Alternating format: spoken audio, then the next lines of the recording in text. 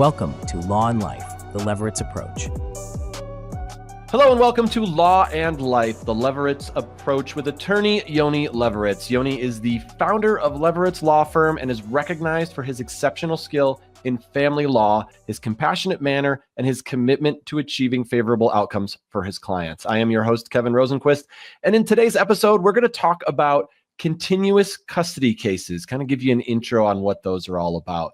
Yoni, great to see you again. Welcome back. Thank you. Thank you for having me, Kevin. All right. So can you explain what a continuous child custody case is and how it differs from a one-time custody arrangement? Sure. A one-time custody arrangement is actually probably the most common type of situation. However, there are a large number of cases in which one parent or another is not satisfied with the situation.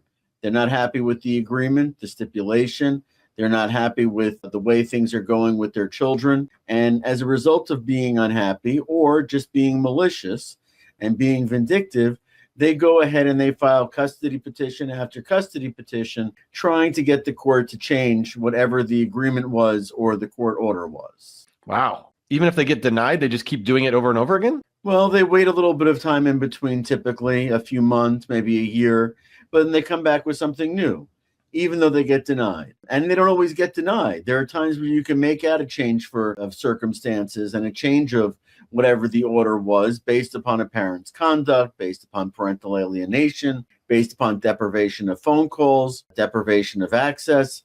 And you can come back and make those claims, and courts will address them. And when courts start addressing things, it could take a long time to deal with it. Yeah, no doubt. So what are some of the most common reasons that custody cases evolve into ongoing or continuous disputes? Well, the most common reasons are basically being malicious. I would say that is the number one reason as to why people come back. However, there are cases where people come back for legitimate reasons. Like I said a moment ago, like parental alienation or deprivation of phone calls or deprivation of access or not giving privacy when your child is on the phone so they can talk to the other parent.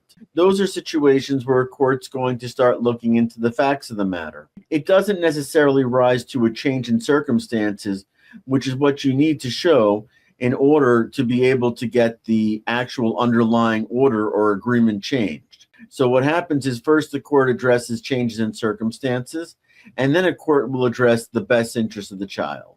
Okay. And so when you're saying malicious, are you saying that it's just these people just dislike each other so much that they're just sort of continuing to battle this out? Yes, that's exactly what I'm saying.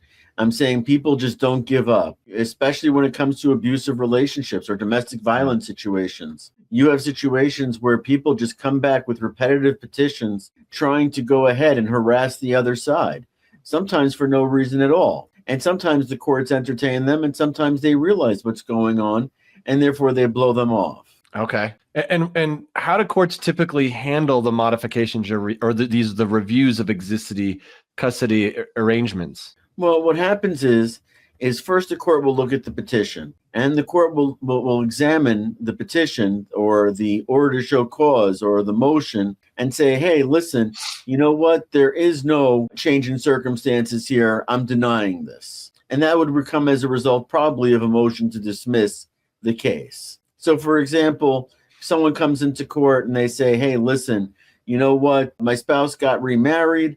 And therefore, as a result of that change in circumstances and that new relationship, there should be a change in custody. For the most part, courts just blow those out. They really just don't deal with them because the case law is pretty clear or very clear, okay, that new relationships are not a basis for a change in custody or visitation or access, depending upon what you want to call it. However, there are times when the child does not like the new partner that's brought into the relationship.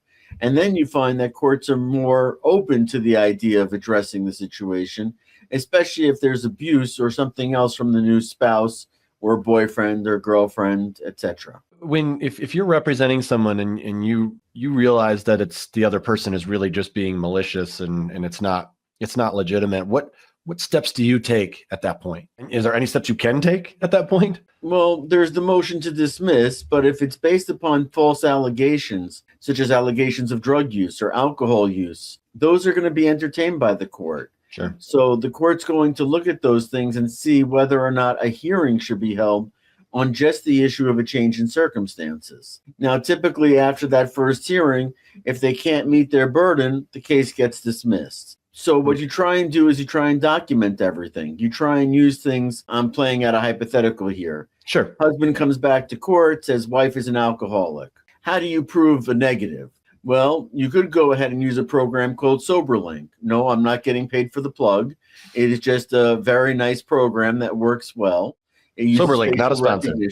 What was that, Kevin? I said SoberLink, not a sponsor. Not a sponsor. No, absolutely not. Okay. But the program works well. It uses facial recognition, and you can show that you can test every single day and show, listen, I'm not an alcoholic. I'm not drinking. I'm not doing this. And you can build a case based around the fabricated allegations. Same thing with drugs. You can go for a drug test, a hair follicle test every 90 days, let's say, and say, listen, I'm not a drug addict. I don't do these things. So there are ways of dealing with it, but you have to look at the specific facts that are being raised by the other side.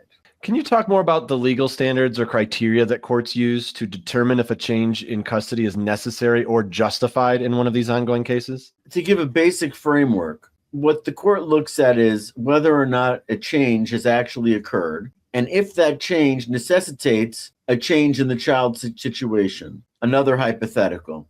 Someone comes around and says, listen, when I made this deal, my husband was working only day shifts. Now he's working only night shifts. We have a nanny taking care of our child every night. Well, that sounds like it may necessitate something along the lines of a change based upon the fact that the circumstances have changed, and that maybe a nanny shouldn't be taking care of the child every night. The wife should be taking care of the child every night, doing homework, doing bed, doing the routine. It's not like the husband has the ability to do it because he's working. Right. That's a good example for sure. What would you say are the most common challenges that parents face when they're dealing with continuous custody disputes? And how do you kind of, what tips do you give for how they can navigate these challenges? Well, the tips depend upon the factual circumstances of the case. But in general, what we try and do is we try and keep the client calm, cool, and collected. Because what happens in many of these cases is people get frustrated with the system because custody and visitation is never permanent and can always be subject to change or contest. You have to keep the client from writing stupid text messages, writing stupid emails, making stupid phone calls, committing violations, which may be the basis for an order of protection. You have to keep the client in check. And by keeping the client in check, you can keep the case in a moderate to less severe condition to try and get the issue taken care of.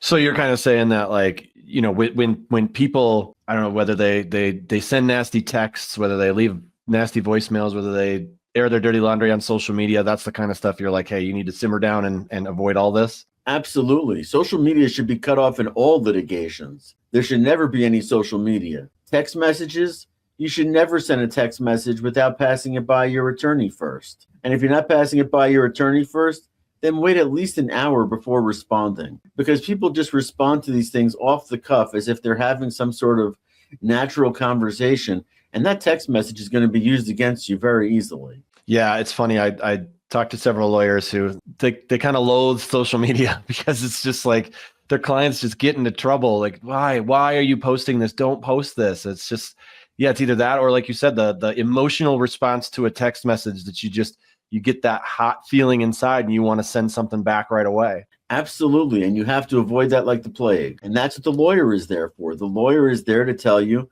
don't say that. Don't do it. Okay. It's not necessary. You don't have to respond to every nitty gritty text message. You're 5 minutes late. You're 10 minutes early.